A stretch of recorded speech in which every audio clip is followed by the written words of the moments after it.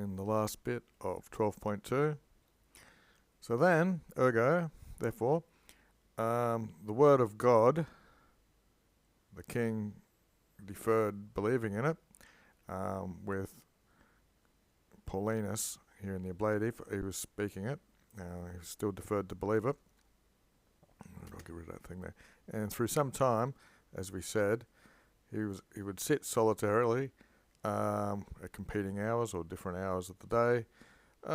What he should do, indirect question, for himself, what religion he should follow. Sedulously with himself, he was accustomed to scrutinize these things. Entering into him on a certain day was a Veer of God, who imposed his right hand to his head, and he asked whether he acknowledged this sign. I think the ghost said that to him yesterday. Who, when trembling, wanted to fall to the feet of him, he lever-vitted him, he lifted him up, and as if it was with a familiar voice, he spoke. So we've got the guy who in Gradings is in the nominative. Paulinus was in the ablative, and that's one sentence, so you wouldn't think it's Paulinus, but I guess some people think it is. Anyway, he inquired, "Look, the hands of the enemies, which you feared," must be your enemies you fear, because menace is female, you have evaded with God giving you this. Look, the kingdom which you desired. Yep, this must be the same person speaking. I wonder if it's the ghost, or if it is, as most people think, it's Paulinus. Okay, per Kepard, you've taken this with the largesse, this gift. Anyway, memento, it's an imperative. Remember that third thing which you promised, not to defer to do, so you can't prolong it. By taking up his faith, and by serving or obeying these precepts, which took you away from your temporal adversaries, the enemies you had at the time, and it sublimed you. It lifted you up with the honor of being a temporal king. I guess you're a king for a while. It's the deinteps, and so then in turn, it's like a dative present participle. Someone's willing, his willings, which through me have been preached to you. If you want to obsequent, okay, if you want to obey his will, that takes the dative. Even liberating you from your perpetual torments of evil. With him, the eternal kingdom in heaven, he will make you a participant or a fellow person there. Okay, now book 3.2. Now it was shown, it's been shown, Usque Hodie, as far as today, and in great veneration, this place is held or considered.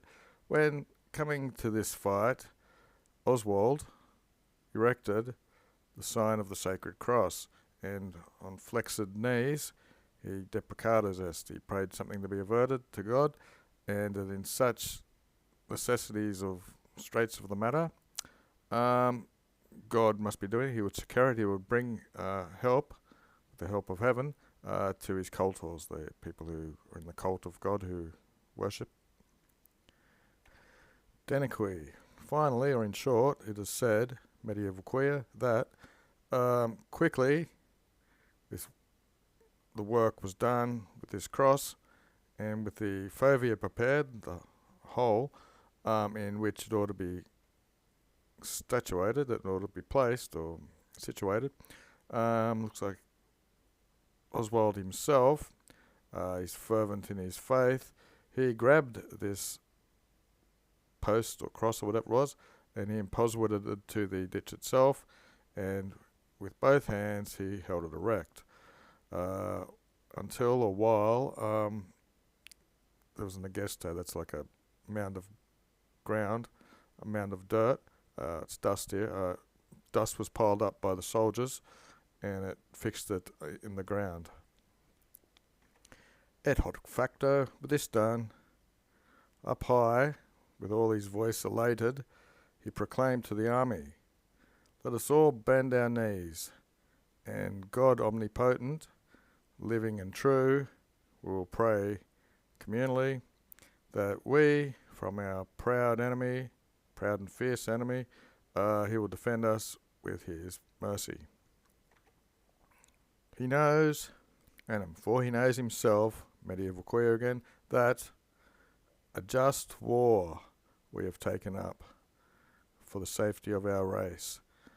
All fecorunted as he ordered." Everyone did as he ordered. "And thus, with dawn beginning, they progressed into the enemy. Each one according to his merit of his faith, plural, they obtained victory. In the place of which, of innumerable aura, which is prayers, where a lot of valor is known to have been portrayed or completed or finished, of these very potent sort of thing that helped them, is a witness and a memory of the faith of the king, obviously. They've done something in this place where everyone prayed. For as far as today, many people from the wood itself, I guess of this cross, there it is, of the cross, they're accustomed to chop away as stoolers. That's like a little flake of wood or something of this sacrosanct cross. Okay, so here's a stoolless. Splinter, chips or shavings. Okay, yep, that's right. So this here was a complete sentence. So obviously, in this place of many prayers, where many, I guess, miracles were meant to have taken place of healing. So obviously, this is why they built a memorial there. Anyway, so when these chips were sent into water or dipped in water, and to these people, they drank it, languishing men and beasts, or sick, or it was sprinkled on them. Soon they were restored to their sanity, their health.